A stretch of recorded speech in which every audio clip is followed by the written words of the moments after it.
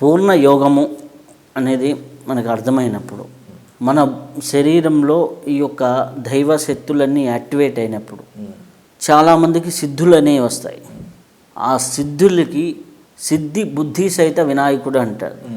అసలుకి చాలామందికి ఈ సిద్ధులు ఎప్పుడు వస్తాయి, వాటి పర్యవసానాలు ఎలా ఉంటాయి? శీలం కల వ్యక్తి అయి ఉండి సాధన చేస్తే వారి వారి పరిధిగా భౌతిక చర్యల్లో ఉండే సిద్ధులు కొన్ని 4-5 సంవత్సరాల్లోనే వస్తాయి. అయితే అష్టసిద్ధులని కొన్ని ఉన్నాయి. అవి మాత్రం ఒక్కొక్క సిద్ధికి శాస్త్రములో చెప్పినట్టుగా 40 సంవత్సరాలు పడుతుంది. అయితే కొన్ని పూర్వజన్మ స్మృతులు వీళ్ళకి ఉంటాయి గిన, కొన్ని జన్మల పరంపర వీరికుంటే పుట్టినమ్మడే కలగచ్చు.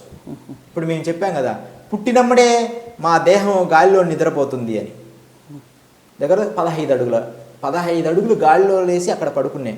తెల్లవారేటప్పటికి మనం ఉండే స్థలానికి వచ్చేది. అందరికీ తెలిసిన విషయమే ఇది కూడా. అంటే దాని అర్థం ఏమిటి? అది ఎప్పుడు ఉందా అంటే అది ఉండదు. ఎందుకు ఉండదు అంటే నశించిపోతుంది. ఏది వస్తుందో అది నశిస్తుంది. అయితే ఈ సిద్ధులు గురించి మనం చెప్పుకుందాం. సిద్ధులు వేరు, విశ్వం కరుణించి నిజంగా మనకి ఏది అవసరమో, ఈ విశ్వ చైతన్యం మనకి ఏది అవసరమో, మనం ఏది సంకల్పిస్తామో, ఏది అవసరమో మనం సాధన చేస్తుంటే మన ప్రమేయం, మన ఆలోచన కూడా లేకుండా విశ్వం హెల్ప్ చేస్తుంది అనేది యథార్థ సత్యం. ఇప్పుడు మనం ఇలా కూర్చొని ఒక సంకల్పం ఇస్తాం. సంకల్పం ఇస్తున్నామంటే ఇంకా స్పృహ ఉంది దేహం మీద. సంకల్ప రహిత స్థితిలో విశ్వం మనకేది కావాలో అది ఇస్తుంది. దానికి ఉదాహరణ చెప్తా, ప్రమాణం. విశ్వామిత్రుడు ఘోరమైన తపస్సు చేశాడు. అన్ని ప్రాంతాల్లో తపస్సు చేసి అసలు నేను ఎందుకు ఈ వికారాలను పూర్తిగా, సాధకుడికి కామక్రోధములని ఉంటాయి. కామక్రోధములు అనే వాటిలో ఒక్కొక్కటి జయిస్తూ వస్తాడు. అయితే ఈ క్రోధము చాలా భయంకరమైనది. అది వస్తుంటుంది, పోతుంటుంది. అప్పుడు విశ్వామిత్రుడు గమనించాడు, ఎందుకు నాకు ఇలా వస్తుంది, నాకెందుకు ఎంత గొప్ప ఋషి అయినా సరే ఒక్కొక్కసారి సడన్గా కోపం వచ్చేస్తుంది. మరి ఇంత సాధన చేశాను కదా, నాకెందుకు కోపం రావాలి అని. దీని మూలం ఏమిటని మళ్ళా గ్రహిస్తుంటాడు. ఆ తర్వాత అది సమసిపోతుంది, ఇంకా రాదుగా. దాని మూలాన్ని తీసేస్తాడు. అలా విశ్వామిత్రుడు అద్భుతమైన తపస్సు చేశాడు తూర్పు భారతదేశంలో. అలా చేసినప్పుడు ఈయన ఏం అడగడు. ఇక రోజు ఆహారం కూడా తీసుకోకుండా చేసిన తర్వాత ఇతను అడగడు. విశ్వామిత్రుడు అడగనప్పుడు ప్రకృతే అన్నం ముద్దను తీసుకొచ్చి ఆయన ముందు పెడుతుంది. మరి ఈయన అడిగాడా? ఇతను సాధన చేసుకుంటున్నాడు. అది తిందామనేసరికి ఇంద్రుడు వస్తాడు. వచ్చి భిక్షాందేహి అంటాడు. ఆయనకు తెలుసు వచ్చినవాడు ఇంద్రుడని. కానీ ఈయన మనసు కోపం రాలేదు అప్పటిక. నా ఆహారం నువ్వు భిక్షాటన చేస్తాను, ఎమ్మడి తీసుకోను ఆయన అంటాడు. అంతే, ఇంకా త్యాగం. అక్కడ అంత ప్రజ్ఞ త్యాగం వచ్చేసింది. ఇంకా ఆయన శక్తి దివ్యీకృతమైపోయి బ్రహ్మ ప్రత్యక్షమయ్యాడు. అలా సాధన చేస్తుంటే మనల్ని కరుణించి ఇచ్చే వరాలు కొన్ని ఉంటాయి. అంటే మనల్ని మెచ్చి. దానికి ఉదాహరణ, మేము చాలా సంవత్సరాల క్రితం ఎప్పుడో గాన్గాపూర్లో ఘోరమైన సాధన చేశాం. గురుచేత పారాయణాలని, ఏదైనా సరే దత్త దర్శనం పొందాలి. దత్త దర్శనం నాకు అనుమతి ఇచ్చేదాకా ఇక్కడ తపస్సు చేయాలని చెప్పి అన్నపానీయాలు లేకుండా ఇక దేహమంతా ఆ నీళ్ళలో స్నానం చేసి సంగమాలకు సాష్టాంగ నమస్కారాలు చేస్తూ రోజు. ఇది సంగమ క్షేత్రంలో మొత్తం సంగమం నుంచి అన్ని క్షేత్రాలు సాష్టాంగ నమస్కారాలు. ఈ దేహము వచ్చే అనుభవాలు కూడా వద్దు, ఈ దేహం నీ పాదాల దగ్గర వదిలేయాలి అనే ఒక తీక్షణతో చేశానన్నమాట.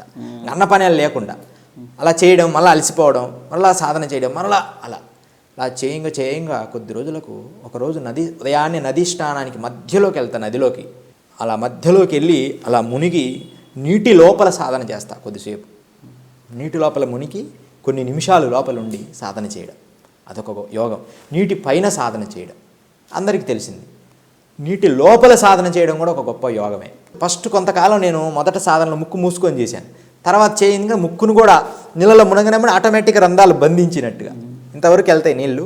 అలా సాధన చేయంగా ఒకరోజు అమ్మవారు కరుణించి, నేను అలా లేస్తున్నాను, పద్మాసనంలోనే మునుగుతాను లోపలికి.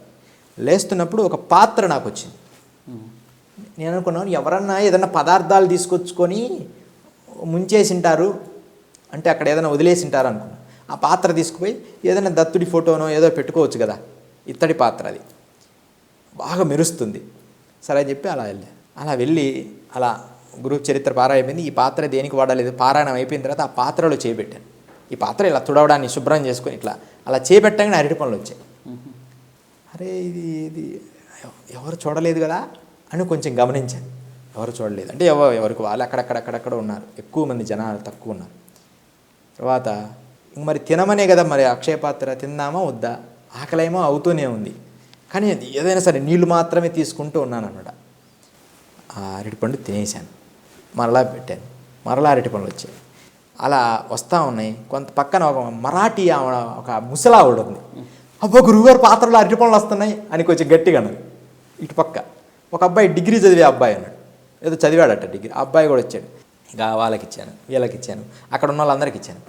ఆ పాత్ర నాకి అని ఒక ఆయన అడిగాడు, ఇంకొక ఆయన అడిగాడు. ఇది ఉంచుకోవాలా మళ్ళీ నదిలో కలిపేయాలని సందేహం వచ్చింది. ఆ తర్వాత అది ఉంచుకొని ఆ రోజు రాత్రి వెళ్ళిపోయి, అంటే ఒక వారం ఒక దగ్గర ఉంచాను. అక్కడ నది అంటే సంగమం నుంచి కొంచెం పక్కకు వస్తే నాథ సాంప్రదాయం వల్ల ఆశ్రమం ఉంది, చిన్నది, నది ఒడ్డునే ఉంది లోపల. అక్కడ నేను నిద్రించేవాడిని. అక్కడ పెట్టాను ఒక వారం రోజులు దాన్ని. రోజు మాత్రం నాకు ఆహారం వరకు ఒక అరటిపండు 2 అరటిపండ్లు తినేసేవాడిని దాంట్లోంచి తీసుకొని. అంటే ఎప్పటికప్పుడు పెట్టకుండానే వచ్చేసాయి? నేను చీప్ పెట్టగానే అరటిపండ్లు కనపడతాయి. అరటిపండ్లేనా ఇంకేం? అరటిపండ్లే, ఇంకా వేరే పండ్లు అంటే నాకేం అరటిపండ్లే వచ్చినాయి, ఇంక వేరే పండ్లు నేను అడగలేదు. అంటే ఆ వైరాగ్య స్థితి ఇప్పుడు మనం మాట్లాడుకుంటున్నాం కానీ శాస్త్రి గారు, నిజమైన వైరాగ్యంలో అది దాని మీద ఇచ్చే ఉండదు మనకు. అంటే నీ అనుభవం ఉంటే తెలుస్తుంది మనకు. అప్పుడు అసలు ఇది వద్దు మనకు అంటే ఒక తీవ్రమైన వైరాగ్యం ఉన్నప్పుడు అది కూడా మనకు వద్దు అనే వైరాగ్యం అది.